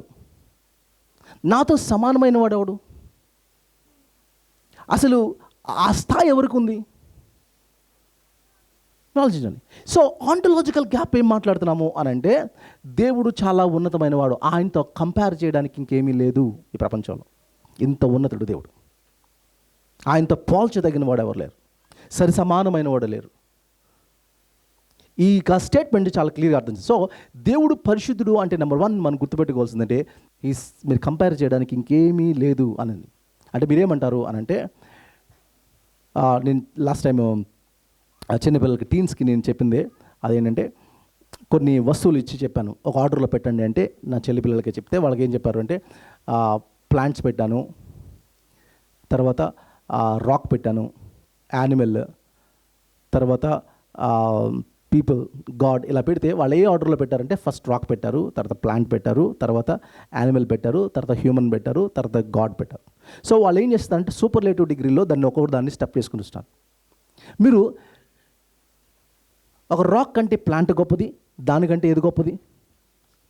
యానిమల్ కంటే హ్యూమన్ కంటే ఏంజల్ లేదా గాడ్ అనే విషయం మనకు తెలుస్తుంది. ఆ ఆర్డర్లో పెడతా ఉంటారు. అసలు నువ్వేం చేస్తావంటే, అసలు పోల్చడానికి దీనికంటే హయ్యర్ బీయింగ్ అనడానికి అసలు దేవుడిని ఈ సెటప్లో పెట్టి ఇంకా పెట్టడం కాదు. అసలు దేవుడు నిజంగానే డిఫరెంట్ బీయింగ్. కాబట్టి ఈ సూపర్లేటివ్ డిగ్రీలో పెట్టడానికి లేదు, ఆ డిఫరెంట్ కేటగిరీలోకి వచ్చేస్తాడు. హయ్యర్ బీయింగ్ కూడా కాదు, అసలు మీరు ఈ ఆర్డర్లో పెట్టడానికే కుదరదు. God is totally different. దాన్ని ఏమంటామంటే ఆంటలాజికల్ అని అంటే అర్థం ఏంటి అని అంటే, నువ్వు ఆయనతో సమానుడని మీరు ఎవరితోనూ చెప్పలేరు. నెంబర్ 1. రెండోది మోరల్ గ్యాప్. నైతికంగా కూడా ఆయన డిఫరెంట్. ఎందుకంటే నేను పాపిని, ఆయన అతి పరిశుద్ధుడు. నేను ఆయన్ని అప్రోచ్ కాలేను ఇక్కడ కూడా. సో పాపిని అన్న మాటలు ఉపయోగిస్తున్నప్పుడు ఏం మాట్లాడుతున్నాడంటే, గాడ్ ఈజ్ జస్ట్, అయితే నీతిమంతుడు, రైచియస్నెస్, ప్యూరిటీ, ఇవన్నీ మాట్లాడుతూ ఉన్నాడు. కాబట్టి ఇప్పుడు మనకు అర్థమవుతుంది ఏంటంటే, దేవుడు అతి పరిశుద్ధుడు, నెంబర్ 1, నేను పాపిని, సో ఈ గ్యాప్ ఉంది. దేవుడు ఒక డిఫరెంట్ బీయింగ్, ఆంటలాజికల్ గ్యాప్. రెండోది మోరల్ గ్యాప్. కాబట్టి నేను దేవుణ్ణి అప్రోచ్ అవ్వలేను. ఇది అర్థమైపోయింది. అంత ఉన్నతమైన వాడు. ఇది నాకు అర్థం కాకపోతే సిలువని చాలా ఈజీగా తీసుకుంటాను. సిలువ నాకు అవసరం అవదు. సో ఎప్పుడైతే నేను దేవుణ్ణి అర్థం చేసుకోవడానికి ఫెయిల్ అవుతానో, సిలువ అనేది నాకు అర్థం కాదు. ఎప్పుడైతే నా గురించి నేను అర్థం చేసుకోవడానికి ఫెయిల్ అవుతానో, సిలువ అనేది నాకు అర్థం కాదు. ఎందుకంటే దేవుడు అంత ఉన్నతమైన దేవుణ్ణి నా అంతటా నేను చేరలేను. ఇదే తను చూశాడు. అత్యున్నత సింహాసనం మీద ప్రభు ఆసీనుడైనప్పుడు చూచినప్పుడు తనకు అర్థమైంది అంటే, ఇదిగో మాట్లాడుతాడు, యెషయా గ్రంథంలో మాట్లాడుతూ ఉన్నాడు. ఇదే మాటలు చేస్తాను. సో మీరు ఆలోచించండి, దేవుడు అంటే మీకున్న ఆలోచనలు ఏంటి చెప్పండి. ఒక ఈ మధ్యన యంగ్స్టర్స్ మాట్లాడుకున్నదంటే, నా ఉద్దేశంలో దేవుడు అంటే, నీ ఉద్దేశంలో దేవుడు ఏమీ మాకు అవసరం లేదు, నీ డెఫినేషన్స్ నాకేం వద్దు. సో నా ఉద్దేశంలో దేవుడు అంటే, మీరు ఆలోచించండి, నా ఉద్దేశంలో నేను అనుకుంటున్నాను దేవుడు అంటే ఇలా ఉండాలనుకుంటాను. నీవు అనుకున్న డెఫినేషన్లో దేవుడు ఉండరు. నేను అనుకుంటాను 100 కోట్లు నా బ్యాంకులో ఉన్నాయని, ఒక మెడికల్ కాలేజ్ స్టార్ట్ చేయడానికి ట్రై చేస్తాను. ఎరా ఐశ్వర్య, ఓకేనా? అరే సపోర్ట్ చేయాలదా? 1000 కోట్లు ఉన్నాయని నేను అనుకుంటానా? అనుకుని మెడికల్ కాలేజ్ స్టార్ట్ చేస్తే సరిపోతుందా? నిజంగా 1000 కోట్లు ఉండాలా నాకు? దేని బట్టి నేను అనుకున్నంత మాత్రాన అయిపోదు. సో ఈరోజు ప్రపంచం ఎట్లా మాట్లాడుకుంటుందంటే, నేను అనుకుంటున్నాను దేవుడు అంటే ఇలా ఉండాలి అనేది. నో, నీ డెఫినేషన్లోకి దేవుడు రాడు. అల్లావుద్దీన్ అంత మ్యాజిక్ ల్యాంప్లో ఇట్లాగా బాటిల్ ఇట్లా అంటే ఏమొస్తుందండి? జీని బయటకు వస్తుంది. నీకేం కోరికలు అడుగుతుంది. కోరికలు అయితే ఇచ్చిన తర్వాత జీని ఎక్కడికి వెళ్ళి కూర్చోవాలి? బాటిల్లోకి వెళ్ళి కూర్చోవాలి. ఎవరిని కంట్రోల్ చేస్తున్నారు ఇప్పుడు? మనకు అలాంటి దేవుడిని ఊహించుకున్నాం. అందుకని దేవుడి పేరు, నీ పేరు ఏంటి అని అంటే, ఆయన చెప్పిన మాట అంటే, నేనున్నవాడును అనువాడే. బై ద వే, నేనున్నవాడిని గుర్తుపెట్టుకోండి. నీకు అనుకూలమైన వాడిని అయితే అస్సలు కాదు. నన్ను ఎడిట్ చేయలేరు, మోడిఫై చేయలేరు, ఫోటోషాప్లో మీరు ఏమీ చేయలేరు. నేను ఎలా ఉండాలనుకుంటానో అలాంటి దేవుడిని, నన్ను సమీపించరాని తేజస్సులో ఉన్న దేవుడిని. అదన ఇది దేవుడు, ఇది దేవుడు. అందుకని దేవుడిని ఒక బిగ్గర్ వర్షన్ అని అనుకోవడానికి లేదు, మనకంటే చాలా ఉన్నతమైన వాడు అనుకోవడానికి లేదు. ఆయన ఒక కంప్లీట్గా ఒక డిఫరెంట్ బీయింగ్ అనేది మనకు అర్థం అవ్వాలి. అదే మాట్లాడుతూ ఉన్నాడు. మీరు ఒక్కసారి ఎక్సోడస్ మీరు చూస్తే 19th చాప్టర్లో నిర్గమకాండం 19వ అధ్యాయము 10 నుంచి 23వ వచనాలు నేను చదువుతా ఉన్నాను. దేవుడితో ముఖాముఖిగా ఫేస్ అయినప్పుడు ఒక మనిషి యొక్క సమస్య ఏంటో మనకు అర్థమవుతుంది. చూడండి, దేవుడిని ముఖాముఖిగా దేవుడిని చూసినప్పుడు ఒక మనిషి యొక్క రెస్పాన్స్ ఎలా ఉంటుంది చూడండి. ఎక్సోడస్లో నిర్గమకాండం 19వ అధ్యాయము 10 నుంచి 23వ వచనాలు చూస్తే ఇట్లా ఉంది. యెహోవా, సో మళ్ళీ చదువుతాను, నిర్గమకాండము 19వ అధ్యాయము 10 నుంచి 23వ వచనం. యెహోవా మోషేతో, నువ్వు ప్రజల యొద్దకు వెళ్ళి నేడును రేపును వారి పరిశుద్ధపరచుము. వారు తమలు బట్టలు ఉతుక్కొని, చూడండి, 3వ నాటికి సిద్ధంగా ఉండాలి. ఎందుకు తెలుసా? ఎందుకు? 3 రోజుల ముందే సిద్ధపడాలి, నన్ను అప్రోచ్ అయ్యే ముందు. 3వ నాడు యెహోవా ప్రజలందరి కనులు ఎదుట సీనాయి పర్వతం మీద దిగుతాడు. నువ్వు చుట్టూ ఉన్న ప్రజలకు మేరను ఏర్పరిచి, ఈ పర్వతంకి ఎక్కరాదు, దాని అంచుని ఈవెన్ పర్వతాన్ని కూడా టచ్ చేయడానికి లేదు. భద్రము సుమి, చాలా చూడండి ఏం మాట్లాడుతున్నాం. ఈ పర్వతమును ప్రతి వానికి మరణశిక్ష తప్పక విధింపబడను. ఆ పర్వతాన్ని ఎవరు ముట్టుతారో వాళ్ళకి మరణశిక్ష తప్పదు. ఎవడను చేతితో దాన్ని ముట్టుకోకూడదు. నేను దిగుతున్నాను ఇంకా ఆ పర్వతం మీదకి. ఆ పర్వతాన్ని ఎట్లా ఉన్నది? ఈవెన్ ఆ మౌంటైన్ని ముట్టుకోవడం లేదు. ఎవరు చేతితో ఆ మౌంటైన్ టచ్ చేయకూడదు. ముట్టిన వాడు రాళ్లతో కొట్టబడను లేదా పొడవబడను. మనుషుడు కానీ ఈవెన్ మృగం కానీ మీరు ఆలోచించండి. అదే బ్రతకూడదు. బోరధ్వని చేయనప్పుడు వారు పర్వతం ఎద్దుకు రావలను. అప్పుడు మోషే పర్వతం మీద నుండి ప్రజల ఎద్దుకు దిగి వచ్చి ప్రజలను పరిశుద్ధపరచగా వారు తమ బట్టలను ఉతుక్కునేది. అంటే దేవుడిని అప్రోచ్ చేయ మునుపు వాళ్ళ ప్రిపరేషన్ చూడండి ఎలా ఉంది. ఇది నువ్వు ఇది దేవుడు. అదేనా? ఓకే, అప్పుడు 3వ నాటికి సిద్ధంగా ఉండండి. అంటే ఇంకా రాకమునిపే చెప్తున్న మాటలు. దేవుడు రాకమునిపే 3 రోజుల ముందు పర్వతాన్ని టచ్ చేయడానికి లేదు, పర్వతాన్ని ముట్టడానికి వీలేదు, ఏ యానిమల్ అక్కడ ముట్టడానికి వీలేదు. ఏ యానిమల్ ఉన్నా చచ్చిపోతాడు, ఎవరు ముట్టినా చచ్చిపోతాడు. ఓకే, 3 రోజుల ముందు ఈ సిద్ధపాటు 15వ వచనం చివరికి మాట్లాడుతుండు. ఏ పురుషుడు స్త్రీని చెరగకూడదు, ఈవెన్ ఫిజికల్ రిలేషన్స్లో కూడా ఉండకూడదు. అప్రోచ్ అయ్యే మునుపు 3 days ముందు చెప్తా ఉన్నాడు. 16వ వచనం, 3వ నాడు ఉదయమైనప్పుడు ఆ పర్వతం మీద ఉరుములు మెరుపులు సాంద్ర మేఘమును బోర యొక్క మహాధ్వని కలగా పాళెములోని ప్రజలందరూ వణికిపోయారు. దేవుడు అప్రోచ్ అవుతున్నప్పుడు చూడండి ఎలా ఉందో. దేవుణ్ణి ఎదుర్కొనుటకు మోషే పాళెములోనికి ప్రజలను అవతలకు రప్పింపగా వారి పర్వతము దిగున నిలిచిరి. దేవుడు దిగుతున్నప్పుడు పర్వతం దిగి నిలిచారు. యెహోవా అగ్ని సీనాయి పర్వతం మీద దిగి వచ్చినందున అదంతయు ధూమమయమైపోయింది, ధూముతో అయిపోయింది. దాని ధూమము కొలిమి ధూమం వల్ల లేచును, పర్వతమంతము మిక్కులు కనిపించారు. ఈవెన్ మౌంటైన్ షేక్ అవుతా ఉన్నాయి. ఇది దేవుడు. ఏ దేవుడిని చూశాడు? అత్యున్నత సింహాసనం మీద చూసిన దేవుడు భూమి మీదకి వచ్చినప్పుడు, పర్వతం మీదకి వచ్చినప్పుడు ఎప్పుడు చూడండి, పర్వతం అందరూ మిక్కులు కలిగాను. ఆ బూరధ్వని అంతకంటకు పెద్దగా మ్రోగాను. మోషే మాట్లాడుచుండగా దేవుడు కంఠస్వరం చేత అతనికి ఉత్తరం ఇచ్చిండాను. మీరు ఇలా ఆలోచిస్తే దేవుణ్ణి అప్రోచ్ అవ్వడం అంత ఈజీ థింగ్ కాదు. అదన్నా చివరికి మీరు చూస్తే తర్వాత సందర్భంలో అంటారు, భయపడిపోయాలంటారు, మోషేతో అంటారు, దయచేసి మోషే ఇంకెప్పుడు దేవుడిని మాకు చూపించొద్దు, నువ్వే మాట్లాడేసి వచ్చి మాకు చెప్పేసాయి, మేము చూడలేం, మేము ప్రిపేర్ అవ్వలేం. ఇది అంత భయపడ్డారు. ఇది అత్యున్నత సింహాసనం మీద ప్రభువు ఆసీనుడై ఉండేటప్పుడు చూస్తుంది. This is the holiness of God. దేవుడు పరిశుద్ధుడు అంటే అది. కానీ ఆ పరిశుద్ధుడు ఏమైందంటే మనల్ని అప్రోచ్ అవ్వడం వల్ల మనం గ్రాంటెడ్గా తీసుకున్నాం. కాబట్టి ఈవెన్ సెరాఫులు కూడా మాట్లాడుతున్న మాటలు ఏంటంటే, ఇదిగో 6వ అధ్యాయము 3వ వచనం అంటారు, వారి సైన్యములకు అధిపతి యెహోవా పరిశుద్ధుడు పరిశుద్ధుడు పరిశుద్ధుడు, సర్వలోకము ఆయన మహిమతో నిండి ఉన్నది అని గొప్ప స్వరంతో గాన ప్రతిగానములు చేయుచుండ్రి. అదన్న ఇది పరిస్థితి.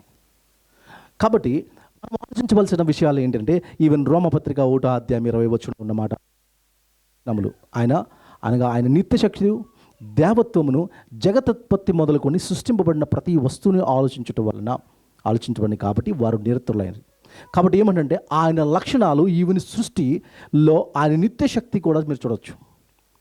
మీరు చూస్తే 25వ వచనంలో కూడా ఇదే మాట ఉపయోగిస్తాడు. అదేంటంటే 25వ వచనం, అట్టి వారు దేవుని సత్యమును అనుసరింపగా మార్చి సృష్టికి బ్రతుగా సేవించరు.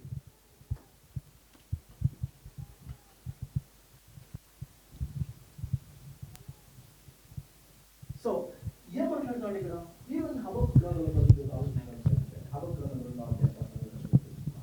ఎలా అనగా సముద్రము జలములతో నిండి ఉన్నట్లు భూమి యెహోవా మహత్యమును గూర్చి జ్ఞానంతో నిండింది. ఈవెన్ భూమి కూడా యెహోవా గురించిన జ్ఞానంతో నిండింది. ఆయన జ్ఞానంతో ఈ ప్రపంచం అంతా నిండి ఉంది. అవునా? సో దేవుణ్ణి అప్రోచ్ అవ్వడం అంత ఈజీ కాదు అన్న విషయం మనకు అర్థమవుతుంది. ఇంత ఉన్నతముడు ఈవెన్ ప్రధాన యాజకుడు ఒక్కసారి మాత్రం అతి పరిశుద్ధ స్థలంలోకి వెళ్ళాలి. మీకు తెలుసు ఓల్డ్ టెస్ట్మెంట్లో ఉన్నప్పుడు ప్రధాన యాజకుడు, ఆ ప్రధాన యాజకుడు ప్రిపరేషన్ గురించి చెప్తాడు. ఎలా ప్రిపేర్ అవ్వాలంటే 10 సార్లు తన కాళ్ళు కడుక్కోవాలి, సంవత్సరానికి ఒకసారి లోపలికి వెళ్ళాలి. లోపలికి వెళ్తున్నప్పుడు ఎలాంటి అంగి వేసుకోవాలో మీరు లేవికాండము లేకపోతే నెంబర్స్లో కానీ చూస్తే మీకు అదే కనబడుతుంది, సంఖ్యాకాండం చూస్తే మీకు అదే అర్థమవుతుంది. ఎలా అప్రోచ్ అవ్వాలో చేస్తూ ఉంటుంది. అర్థమైందా? లేవికాండంలో మీకు అది చాలా క్లియర్గా మీకు కనబడుతూ ఉంటుంది. అదేనా? కాబట్టి ఇక్కడున్న మాట ఏంటంటే మీరు ఎలాంటి డ్రెస్ చేసుకోవాలి? ఎవరు? ప్రధాన యాజకుడు, సంవత్సరానికి ఒకసారి వచ్చిన ప్రధాన యాజకుడు ఎలాగ అప్రోచ్ అవ్వాలో మనకు తెలుస్తుంది. ఎలాంటి డ్రెస్ చేసుకోవాలి, ఆ డ్రెస్ యొక్క అంచులు ఎలా ఉండాలి. దేవుడు ఎంత ఆజ్ఞలు పెట్టేశాడు అని అంటే, చివరికి ఆ ప్రధాన యాజకుడు వెళ్తున్నప్పుడు ఒక తాడుని కట్టి బయట పెడతారు, ఒక గంటలు పెట్టాలి. లోపలికి వెళ్ళిన తర్వాత తప్పుడు ఆలోచన వచ్చింది అనుకోండి, స్పాట్లో చచ్చిపోతాడు. లోపల ఆ వాడిని తీసుకురావడానికి ఎవరైనా వెళ్తే వాడు చచ్చిపోతాడు. మరి ఏం చేయాలి? ఈ తాడుతో బట్టి లాగిస్తే గంటల సౌండ్ రాగాను. సమీపించరాని తేజస్సులో ఉండడం అంటే ఇది. దేవుడు పరిశుద్ధుడు అంటే ఇది. ఇది అత్యున్నత సింహాసనం మీద దేవుడు ఆసీనుడు ఏంటంటే నేను చూచుతుంది. అది మాట్లాడుతుంది. This is about God. ఇది దేవుడు. రెండోది మాట్లాడుతూ ఉన్నాడు, అదేంటంటే అలాంటి దేవుడిని చూడగానే ఇమ్మీడియట్గా తనకున్న అప్రోచ్ చూడండి. 5వ వచనంలో అంటాడు, అదేంటే అయ్యో నేను అపవిత్రమైన పెదవులు గలవాడును, అపవిత్రమైన పెదవులు గల మనుషుల మధ్య నివసించున్నాను, నేను నశించి తిని రాజును సైన్యములకు అధిపతి యెహోవాను నేను కన్నులారా చూచి తిని. దేవుడు ఎంత గొప్పవాడో అర్థమైపోయాడు. అలా చూడగానే ఒకటి మనోడికి ఇన్ఫీరియారిటీ కాంప్లెక్స్ గురైపోయాడు. అంత మాత్రమే కాదు, నేను ఎంత నీచున్నో కూడా నాకు అర్థమైపోయాను. నేను అక్కడే మాట్లాడు, అయ్యో నేను అపవిత్రమైన పెదవులు గలవాడును. అక్కడ మాట ఓ అన్న మాట ఉపయోగించాడు. మీరు ఆలోచించండి, ఇదేంటంటే ఒక పరిశుద్ధమైన దేవుడిని తను చూడగానే తన పరిస్థితి ఏంటో మనం చూస్తున్నాడు. ద అప్వర్డ్ లుక్ ఎప్పుడైతే మీరు చూసారో మీరు డౌన్వర్డ్ మీరు చూసుకోవడం స్టార్ట్ అవుతుంది. నేను ఎలాంటి వాళ్ళ మధ్య నన్ను నివసించాను, ఎలాంటి వాళ్ళ మధ్య ఉన్నాను, నా పరిస్థితి ఏంటో నాకు అర్థమవుతుంది. దీని ఏమంటే డౌన్వర్డ్ లుక్ అని అంటాం. నా పరిస్థితి ఏంటో, ఎంత సిన్ఫుల్లో నాకు అర్థమవుతుంది. ఒక ఎక్స్రే మిషన్లో ఎలా అయితే ఎక్స్రే మిషన్ ఎట్లా తెలుస్తుందో నా హార్ట్ ఏంటో అక్కడ నాకు అర్థమవుతుంది. ఇది చాలా క్లియర్గా ఉంది. అందుకని మార్క్స్ వార్త 7వ అధ్యాయంలో 21 నుంచి 23 వచనాల్లో మీరు చూస్తే అదే కనబడుతూ ఉంటుంది. అదేంటి అంటే మనిషి యొక్క హృదయంలోంచి ఏమొస్తాయో చెప్తా ఉన్నాడు. దురాశ వస్తుంది, జారత్వం వస్తుంది, చెడుతనం వస్తుంది కదా. మార్క్స్ వార్త 7వ అధ్యాయం 21 వచనంలో ఏముంది? అదేమంటే ఒక మనిషిని హృదయంలోంచి జారత్వము, వ్యభిచారములు, లోభములు, కృత్రిమములు, కామములు, తర్వాత అబద్ధములు, డమ్మములను, దొంగతనములు, ఇవన్నీ ఒక మనిషి యొక్క హృదయంలోంచి సమాజాన్ని పాడు చేస్తుంది. ఇవన్నీ మనిషి యొక్క హృదయంలో ఉన్నాయని నాకు అర్థమైపోతుంది. దేవుడి యొక్క పరిశుద్ధత చూడగానే నాలో ఉన్న ప్రతి వీక్నెస్ నాకు అర్థమవుతూ ఉంటుంది. నాలో ఉన్న వీక్నెస్ అర్థమవుతుంది. అందుకనే ఉజ్జియా చెప్పిన మాట మీరు ఒకసారి ఆలోచించాలి. రాజైన ఉజ్జియా చనిపోయిన తర్వాత అత్యున్నత సింహాసనం మీద ప్రభు ఆసీనుడై ఉండటం చూచిన తర్వాత ఇదిగో మన యొక్క రియాక్షన్ ఇది, అయ్యో అయ్యో అన్నమాట. అయ్యో అన్నమాట. అందుకని లేవికాండంలో 13వ అధ్యాయం 45వ వచనంలో ఇదే మాట్లాడు. ఒక కుష్ఠరోగి ఎవరైనా మీకు కనబడినప్పుడు అపవిత్రుడని బిగ్గరగా పలకాలి అంటాడు. లేవికాండంలో అన్నమాట. అపవిత్రుడని మాట్లాడాడు. కాబట్టి లేవికాండంలో 13వ అధ్యాయం 45వ వచనంలో ఇది మాట ఉంది. కాబట్టి బహుశా ఈ అయ్యో అనే మాట ఏం కనబడుతుంది అని అంటే, ఉజ్జియా అది చూడగానే, అంటే ఉజ్జియా చనిపోయినప్పుడు అయ్యో కుష్ఠరోగితో చనిపోయాడు. కాబట్టి బహుశా ఐజియా ఆ పాయింట్ని తీసుకొని పెడతాడు. నేను అపవిత్రమైన పెదవాళ్ళు కాని వాడిని అపవిత్రమైన ప్రజల మధ్యలో నేను చూస్తూ ఉన్నాడు. ఇది మనకు అర్థమవుతుంది. మీకు ఈ స్టోరీ ఎప్పుడు విన్నారా? వాటర్ బేబీస్ అనేది స్టోరీ ఉంటుంది. కొన్ని ఫ్యాంటసీ స్టోరీస్ ఉంటాయి కదా, చిన్నపిల్లల స్టోరీస్. వాటర్ బేబీస్ అనే స్టోరీలో టామ్ అనే ఒక అబ్బాయి ఉంటాడు, చిన్న అబ్బాయి ఉంటాడు. వాడు చాలా మురుగ్గా ఉంటాడు. అసలు మురుకుడని తెలియదు వాడికి. ఎందుకంటే చిమ్మిస్లో పనిచేస్తూ ఉంటాడు. దాంట్లో ఒక చిమ్మిలో పని చేసుకుని అలా వెళ్తుంటే ఆ గొట్టాలు వీటిలో ఉంటే పొగ్గు గుట్టాలు వీటిలో చేస్తున్నప్పుడు సడన్గా అక్కడి నుంచి ఎక్కడో మిస్ అయిపోయి ఒక క్లీన్గా ఉన్న ఒక రూమ్లో ఒక బేబీ పడుకుని ఉంటుంది. చాలా క్లీన్గా నీట్గా ఉన్న బెడ్షీట్ వైట్ షీట్స్తో ఉన్న ఒక రూమ్లో చూస్తాడు.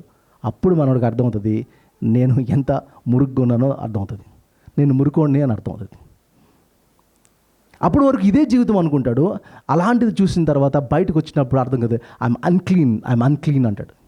ఆ స్టోరీలో అది కనబడుతుంది. సో పరిశుద్ధత చూడగానే మనకి ఏమర్థం అవుతుంది అని అంటే, అది నాకు అర్థం కానంతసేపు నేను బాగానే ఉన్నాను అనిపిస్తుంది, నేను మంచివాడే అనిపిస్తుంది. స్టోరీ ఉంటుంది. ఇద్దరు అన్నదమ్ములు చాలా చెడుగా జీవించారంట. కాబట్టి దాంట్లో అన్న చచ్చిపోయాడు. తమ్ముడు వెళ్ళి చెప్తా ఉన్నాడు, ఏమంటే మా అన్న చచ్చిపోయాడు, అయితే పాస్టర్ గారిని అడుగుతా ఉన్నారు, మా అన్నకి సమాధి చేస్తారంటే నేను చేయను అన్నాడు. పాస్టర్ ఎలా జీవించారో మీ ఇద్దరు తెలుసు, మీకు లేని హ్యాబిట్స్ ఏమీ లేవు అన్నాడు. సో తమ్ముడు బతిమాలాడు పాస్టర్ గారు, మీకు 50,000 ఇస్తాను, 1 lakh ఇస్తాను, సో బరియల్ చేయండి అంటే. సరే పాస్టర్ ఒప్పుకున్నాడు. కానీ బరియల్ చేసే మునుపు ఇంకొక 1 lakh ఇస్తాను. అదేంటంటే మా అన్న మంచోడని చెప్పాలి, పరిశుద్ధుడని చెప్పాలి. సరే ఒప్పుకున్నాడు, డీల్ ఒప్పుకున్నాడు.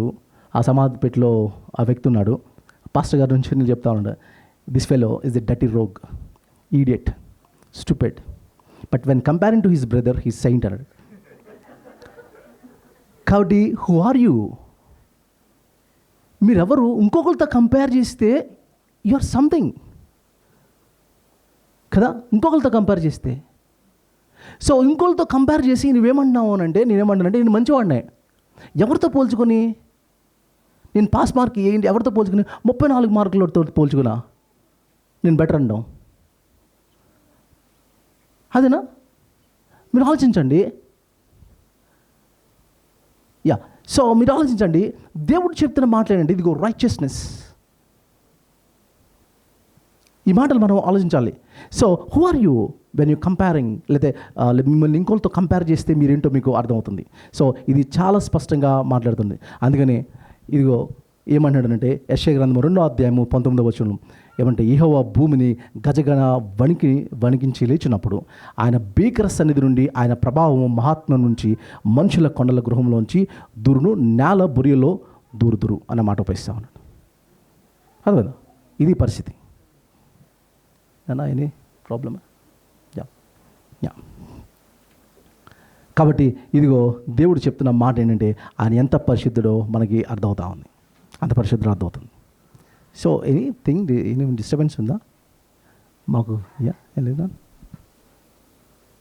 Is it okay?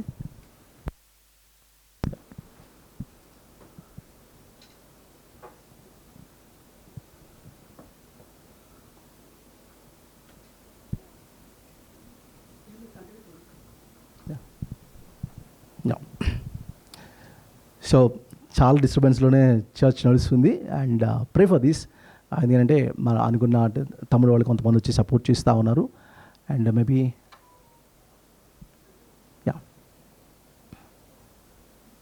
Yeah so ఇది దేవుడు ఏంటో అర్థమైనప్పుడు నా పరిస్థితి ఏంటో నాకు అర్థమవుతుంది. నెంబర్ 2, మీరు 6 నుంచి 8 వచనాలు చూస్తే ఇక్కడ ఒక మాట ఉంటుంది. అప్పుడు ఏంటంటే తన పరిస్థితి అర్థమైనప్పుడు ఒకటే అర్థమవుతుంది. అదేంటంటే ఇదిగో ఒక ట్రాన్స్ఫార్మింగ్ ఎక్స్పీరియన్స్ గురించి మాట్లాడుతున్నాడు, గ్రేస్ గురించి మాట్లాడుతూ ఉన్నాడు.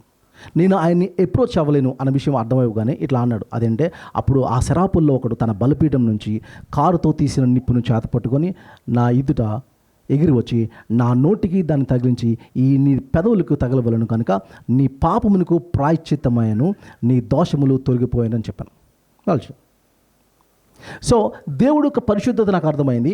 రెండోది నా పాపం ఏంటో అర్థమైంది. ఇప్పుడు నేను దేవుడిని అప్రోచ్ అవ్వలేను. కాబట్టి ఇప్పుడు నాకు పరిష్కారం కావాలి. ఆ పరిష్కారం ఏంటంటే 6వ వచనంలో చేస్తున్నాడు. అదేంటంటే ఒక తీసుకొచ్చి ఇదిగో నీ దోషము తొలగిపోయినని ప్రాయశ్చిత్తం చేశాడు. క్లెన్జింగ్ అన్న మాటను ఉపయోగిస్తూ ఉన్నాడు. క్లెన్స్ చేయాలి. అంత క్లెన్స్ చేయకపోతే నువ్వు దేవుణ్ణి అప్రోచ్ అవ్వలేవు. ఈ విషయం చాలా స్పష్టంగా మనకు అర్థం. దీన్ని ఏమంటామంటే సిలువ దగ్గర ఉన్న మాటని సిలువ ఎందుకు కావాలి అని అంటే ఇదే పాయింట్.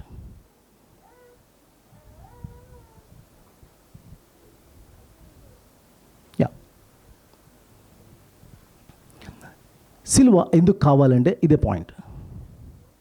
అదే ఏంటి అని అంటే నా అంతటా నేను దేవుడిని అప్రోచ్ అవ్వలేనప్పుడు దేవుడు నన్ను అప్రోచ్ అయిన విధానం. దేవుడు నన్ను అప్రోచ్ అవ్వడం. దేవుడు అతి పరిశుద్ధుడు, నేను పాపిని, నా అంతటా నేను దేవుడిని చేరలేను. కాబట్టి ఇప్పుడు ఏంటంటే ఆ ప్రాయశ్చిత్తం కావాలి. ఆ ప్రాయశ్చిత్తం చేయడానికి దేవుడు ఇచ్చిన సొల్యూషన్ అంటే ఇదిగో నీకు ప్లేస్లో ఇంకొక ఆయన రావడం. ఆ ప్రాయశ్చిత్తం అనేది మనకి ఇక్కడ కనబడుతుంది.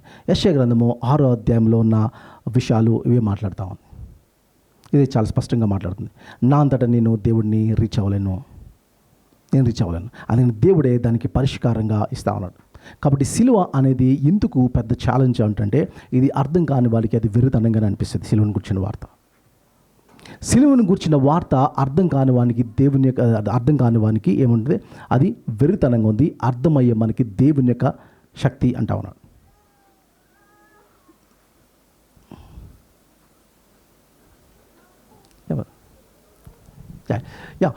ఐఎమ్ సో సారీ తమ్ముడే. Thank you so much for coming తమ్ముడు వాళ్ళు. యాక్చువల్గా they came for to protect me. I'm so sorry తమ్ముళ్ళు. థ్యాంక్ యూ నాన్న, thank you so much. Yeah సరే.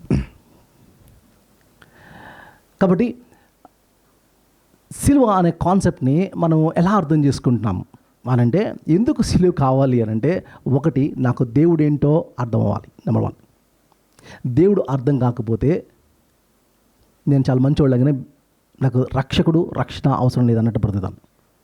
కాబట్టి నా అంతటా నేను దేవుడిని చేరలేను. కాబట్టి దేవుడే ఇదిగో మనిషిని చేరడానికి ఈ భూమి మీదకి వచ్చాడు అన్న సత్యం ఏం కనబడుతుందంటే సిలువలోనే మీరు చూస్తూ ఉంటారు.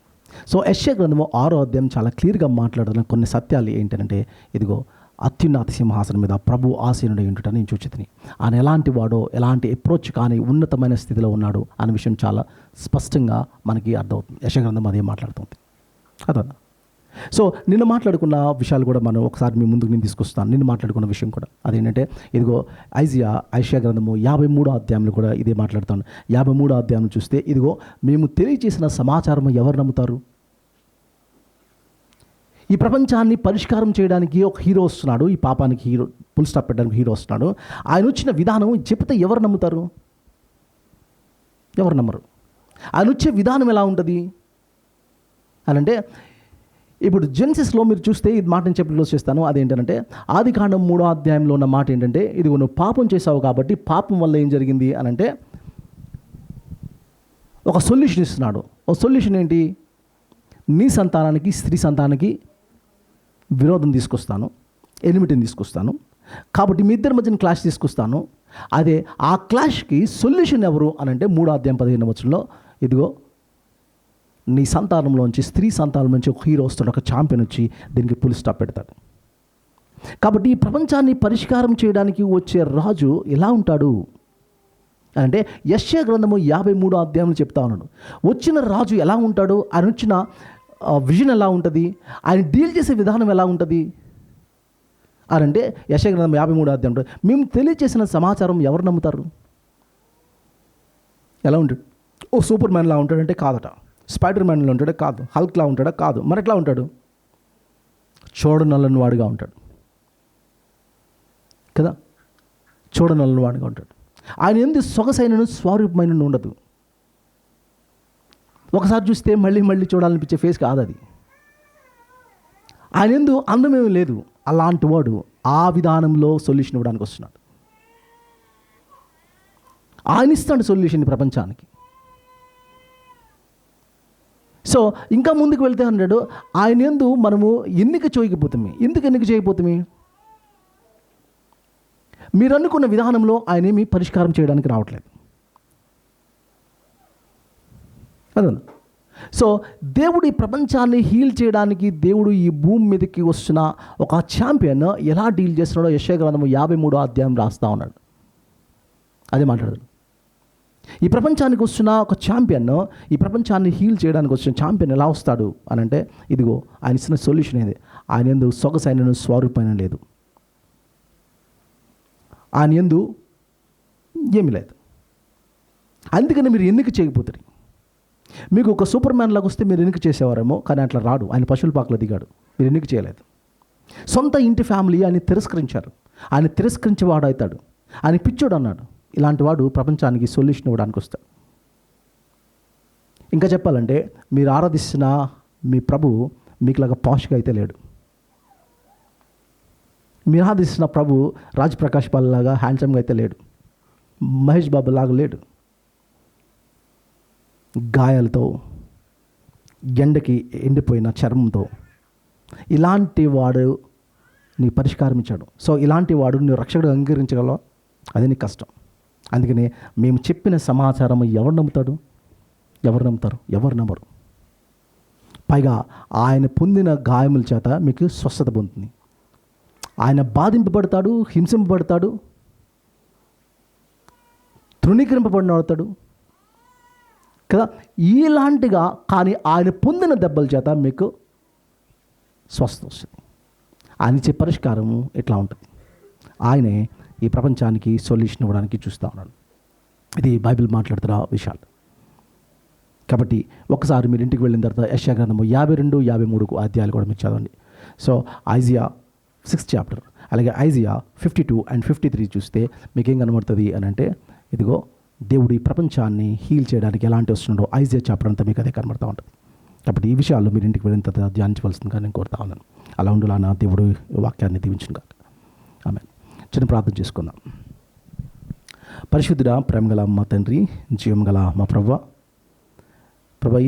ఈ సన్నిధిలో ఈ సమయంలో ప్రభా నీ సన్నిధిలోకి రావడానికి మీరు మాకు అనుగ్రహించిన నీ కృపను బట్టి నీకు వందనాలు ప్రభా. మా యొక్క ఈ దినమంతా ప్రభా చాలా టెన్షన్గానే మేము జరుగుతూ ఉంది. కానీ దీంట్లోనే మాకు పీస్ ఇస్తున్నందుకు నీకు వందనాలు చెల్లిస్తూ ఉన్నాం ప్రభు. ఏదో మాకు అందరికి ఇచ్చిన ఇక నూతనమైన ప్లేస్ని బట్టి నీకు వందనాలు ప్రభు. ఇక్కడ ప్రభా ఎలాంటి అభ్యంతరం లేకున్నట్లు ప్రభా జరగడానికి మీకు అనుకూలమైన పరిస్థితులు అనుగ్రహించండి. మా దేశం యొక్క పరిస్థితుల కోసం మేము ప్రార్థన చేస్తూ ఉన్నాం ప్రభు. ఇది కదవా మేము చూస్తున్న ప్రతి సిస్టమ్ పాడైపోయింది. మా ఎదుటే మా దేశం ప్రభా దినదినం ప్రభా విచ్ఛిన్నమైపోతూ ఉంది ప్రభా. నీ గురించి వాక్యము ప్రభా ప్రకటించే హక్కు లేకుండా చేసేస్తుంది. హింసింపబడుతున్న వాళ్ళు, అభ్యంతరపరుస్తున్న వాళ్ళు ప్రభా ఇది కదవా అర్థం కాక, సిలువను అర్థం కాక ప్రభా అది ఫూలిష్నెస్ అనుకుంటూ ప్రభా మీదకి వచ్చేవాళ్ళు. ఇలాంటి పరిస్థితుల్లో మేము ఉన్నాం. మా దేశం గురించి, మా ప్రజల గురించి మేము ప్రార్థన చేస్తున్నాం ప్రభా. జ్ఞాపకం చేసుకోమని అడుగుతా ఉన్నాం ప్రభా. ఇలాంటి సంగతిలో ఇది కదా సిలువని అర్థం చేసుకోవడానికి ప్రభా దేవుని యొక్క గొప్పతనం ఏంటో మాకు అర్థం కాకపోతే మా బలహీనత ఏంటో మాకు అర్థం కాదు. అప్పుడు ప్రభా దేవుని యొక్క బలహీనత మా యొక్క బలహీనత మాకు తెలియాలి అని అంటే దేవుని యొక్క ఉన్నతమైన స్థితి మాకు తెలిస్తేనే కానీ మా బలహీనత తెలియదు. అత్యున్నత సింహాసనం మీద ప్రభు ఆసీనుడు ఏంటో నేను చూచితని. అప్పుడు అయ్యో అపవిత్రమైన పెదవులు గలవాడును, అపవిత్రమైన పెదవులు కలిగిన మనుషుల మధ్యలో నివసిస్తున్నానని వాక్యం సెలవిస్తుంది. అప్పుడు రియలైజ్ అయినప్పుడు ఇప్పుడు నా నిమిత్తము ఎవరు వెళ్తారు అంటే నేనున్నాను, నన్ను పంపు ప్రభా, ప్రజల్లోకి వెళ్ళి ఇది కదవా స్వార్థ పరిచర్లోకి వెళ్ళడానికి ప్రభు మన సాధనాలుగా ఉపయోగించుకోమని అడుగుతా ఉన్నాను. ప్రభా ఇదిగో నీ సన్నిధిలోకి వచ్చి ప్రార్థన చేస్తున్నావు, మాతో మీరు మాట్లాడండి ప్రభు. ఇది కదవా ఇంత అలజడిలో ప్రభు మాకు ఇస్తున్న నెమ్మదిని బట్టి నీకు వందనాలు చెల్లిస్తూ ప్రభు, ఈ సమయంలో చేర్చిన ప్రతి బిడ్డని బట్టి నీకు వందనాలు చెల్లిస్తూ మీ ఇచ్చిన ఈ సత్యాలు మీ ఇంటికి తీసుకువెళ్ళి ఆలోచించే కృపను మాకు అనుగ్రహించి నడిపించమని మా ప్రభును రక్షకుడైన యేసుక్రీస్తు నామమున అడిగి వేడుకుంటున్నాం తండ్రి.